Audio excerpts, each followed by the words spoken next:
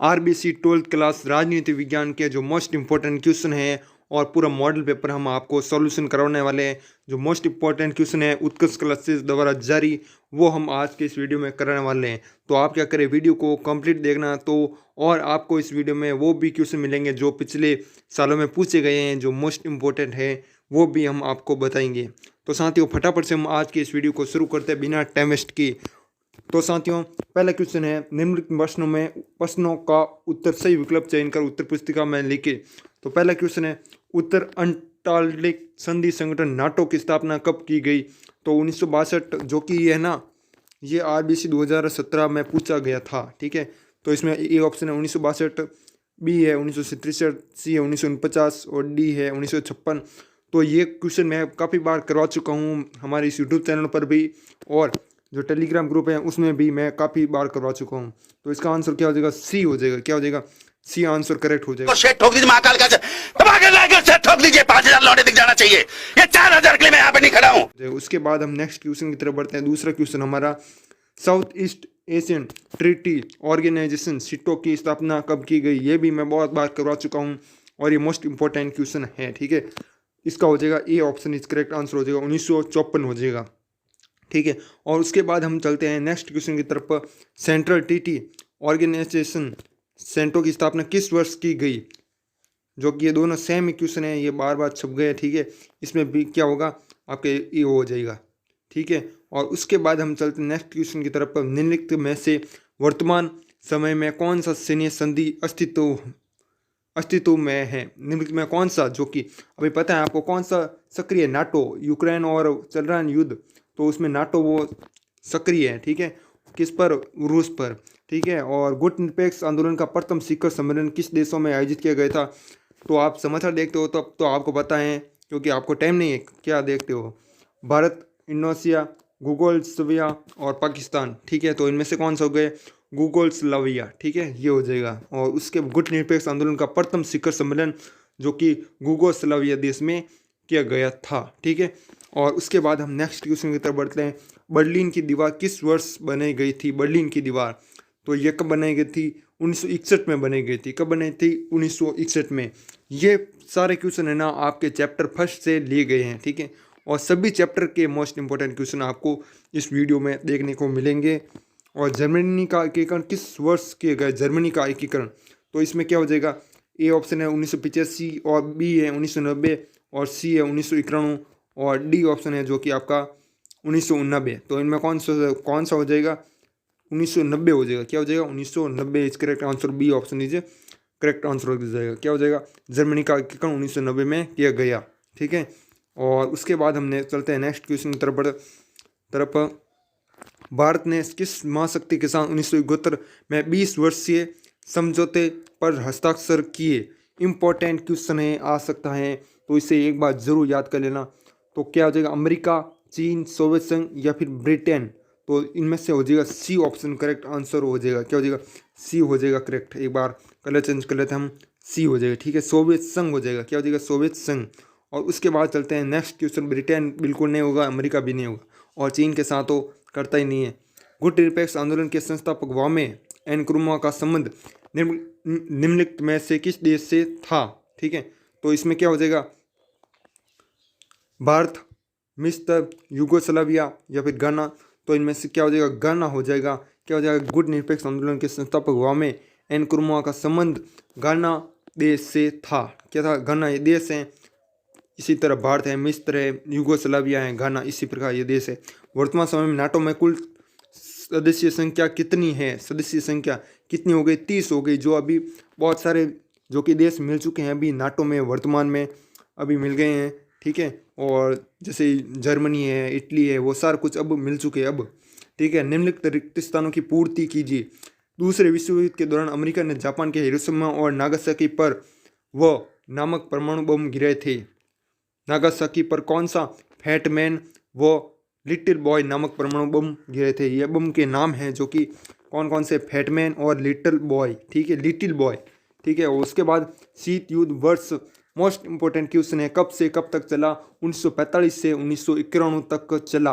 Most important question है, बार बार मैं पूछ रहा हूँ, उत्कर्ष क्लासेस द्वारा जारी जो मॉडल पेपर है मैंने 2-3 करा है, उनमें हर बार ये क्वेश्चन देखने को मिलता है। और वार्स संधि जो कि ये भी इंपॉर्टेंट क्वेश्चन है, वेरी इंपॉर्टेंट, तो इन्हें आप जरूर याद कर लेना। वार्स संधि खेमे का सैन्य संगठन था, तो क्या हो जाएगा, साम्यवादी हो जाएगा, ठीक है। और उसके बाद हम चलते हैं नेक्स्ट क्वेश्चन की तरफ। चौथा क्वेश्चन, 1972 में संयुक्त राष्ट्र संघ के व्यापार और विकास से संबंधित सम्मेलन United Nations conference on trade and development account में शीर्षक से रिपोर्ट प्रस्तुत की गई, तो वो कौन सी रिपोर्ट हो जाएगी, तो इनमें से कौन आंसर दिए गए हैं, towards a new trade policy for development, ठीक है, विकास। और उसके बाद हम नेक्स्ट क्वेश्चन की तरफ बढ़ते हैं। 1961 में क्यूबा में अमेरिका द्वारा प्रायोजित आक्रमण था, क्यूबा द्वारा प्रायोजित जो आक्रमण कौन सा था, बे ऑफ पिग्स हो जाएगा। तो इस प्रकार के क्वेश्चन तो आपको नहीं पूछे जाते हैं, लेकिन ये क्वेश्चन है, बगदाद समझौते के बाद में नाम से जानने लगा। बगदाद जो समझौता हो उसको बाद में किस नाम से जाना जाता था, तो उसको बाद में सेंटो, पहले क्या नाम से जाना जाता था, बगदाद, उसके बाद सेंटो हो जाएगा, क्या हो जाएगा, सेंटो। और उसके बाद ये सेंटो वाला क्वेश्चन बहुत ही इंपॉर्टेंट है, सेंटो वाला। और 1985 में सोवियत संघ के राष्ट्रपति बने, 1985 में सोवियत संघ के राष्ट्रपति कौन बने, मिखाइल गोर्बाचेव, ये भी मैं करवा चुका हूँ, बने तथा सुधार की प्रक्रिया प्रारंभ की। कोरिया युद्ध वर्ष तक लड़ा गया, कब से कब तक लड़ा गया, 1950 से 1953 तक लड़ा गया, 3 साल, ठीक है। और उसके बाद हम चलते हैं नेक्स्ट क्वेश्चन की तरफ, और इसकी PDF जो कि आपको हमारे टेलीग्राम ग्रुप में मिल जाएगी, और टेलीग्राम ग्रुप का लिंक आपको डिस्क्रिप्शन में मिल जाएगा, वहाँ से जाकर आप देख लेना एक बार, ठीक है।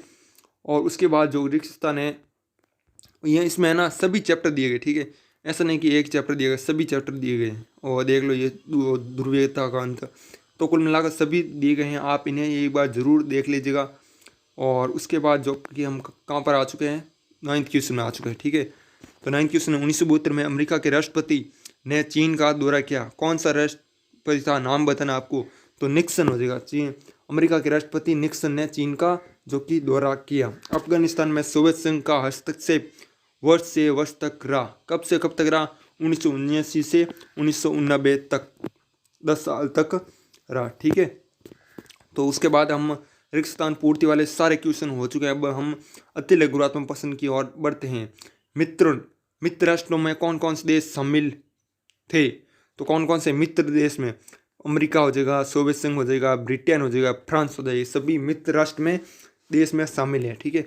और जो कि नेक्स्ट है, दूरी राष्ट्रों में कौन कौन से देश शामिल है, दूरी राष्ट्र जो कि जर्मनी, जापान व इटली हो जाएगा, क्या होगा, जर्मनी, जापान व इटली हो जाएगा।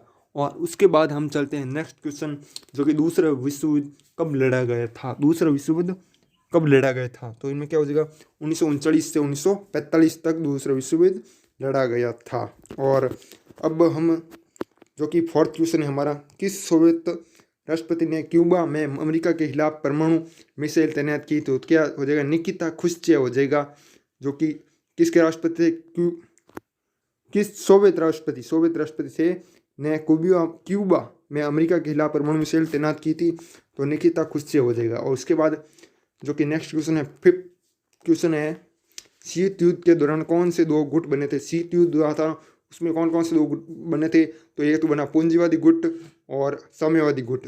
तो पूंजीवादी गुट किसके नेतृत्व में बना, संयुक्त राज्य अमेरिका के नेतृत्व में, और साम्यवादी गुट बना सोवियत संघ के नेतृत्व में। और क्या है, नेक्स्ट क्वेश्चन है 6th क्वेश्चन, अवरोध का क्या अर्थ है, अवरोध रोक या संतुलन अर्थात युद्धों को रोकना, अवरोध मतलब युद्धों को रोकना, शांति बनाए रखना, यही है, ठीक है।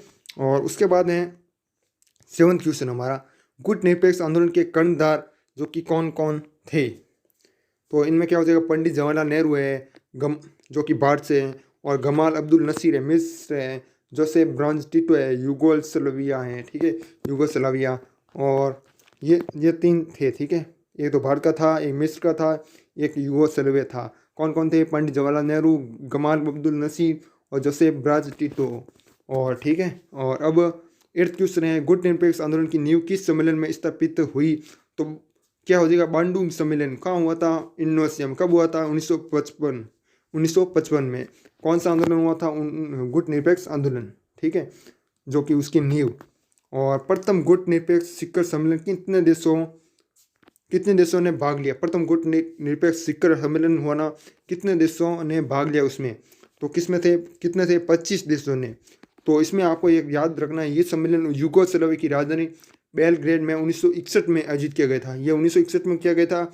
और जो दूसरा है वो आपका पहला इंडोनेशियम, ठीक है, जो कि न्यू स्टार्ट हुई वहाँ से। पृथकतावाद का क्या अर्थ है? पृथकतावाद, ये भी इम्पोर्टेंट क्वेश्चन है, आ सकता है, तो आप इसे एक बार जरूर देख लेना एग्जाम में जाते वक्त। मोस्ट इम्पोर्टेंट क्वेश्चन है, पृथकतावाद क्या है?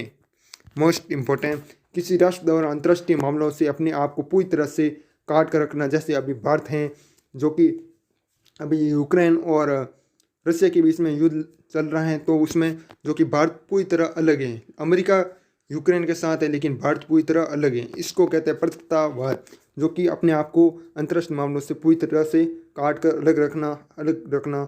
और जो कि इसमें आपको एक बात याद रखनी है, 1987 से 1914 तक अमेरिकी विदेशी नीति पृथकवाद पर आधारित थी। तो साथियों आगे आप सब कुछ देख लेना, और इसकी PDF है ना आपको हमारे टेलीग्राम ग्रुप में मिल जाएगी। तो साथियों आई होप आपको ये वीडियो बहुत ही पसंद आया होगा। पसंद आए तो वीडियो को लाइक और चैनल को सब्सक्राइब जरूर कीजिएगा। साथियों तब तक के लिए जय हिंद, जय भारत, वंदे मातरम। और शेट ठोक दीजिए महाकाल का दबा के लाकर शेट ठोक दीजिए, 5000 लौटे दिख जाना चाहिए। ये 4000 के लिए मैं यहाँ पे नहीं खड़ा हूँ। तो दोस्तों आप देख सकते हो यहाँ पर हिंदी क्लासेज जो कि उत्कृष्ट क्लास से द्वारा जारी मॉडल पेपर है ना, वो आपको दिए गए हैं। और जो कि नीचे जाओगे आप तो सबसे पहले ही मैंने भेज दिया। अभी देखो ये शब्द अलंकार क्या है, स्तंभ लेखन को समझाए, बीट किससे कहते हैं, ये जो मोस्ट इंपॉर्टेंट क्वेश्चन है वो सारे कुछ भेज दिए हैं। और महत्वपूर्ण कवि परिचय वो भी भेज दिए हैं, और इसका लिंक आपको डिस्क्रिप्शन में मिल जाएगा, या फिर आप टेलीग्राम ग्रुप में सीधा जाकर माई सक्सेस सेंटर जो कि लिख सकते हो, ठीक है, माई सक्सेस सेंटर। और एक और है जो कि आपको बताना है, ये अभी टाइम टेबल भेजा हुआ है, उसके ऊपर ही देख लेना, आपको मिल जाएगा, ठीक है। तो साथियों आई होप आप समझ चुके होंगे, और यदि आप चैनल पर नए हो तो चैनल को सब्सक्राइब जरूर कीजिएगा, क्योंकि आपको इसी तरह की अपडेट और रिजल्ट से संबंधित कोई भी सूचना होगी तो इस चैनल पर मिल जाएगी। और अब जो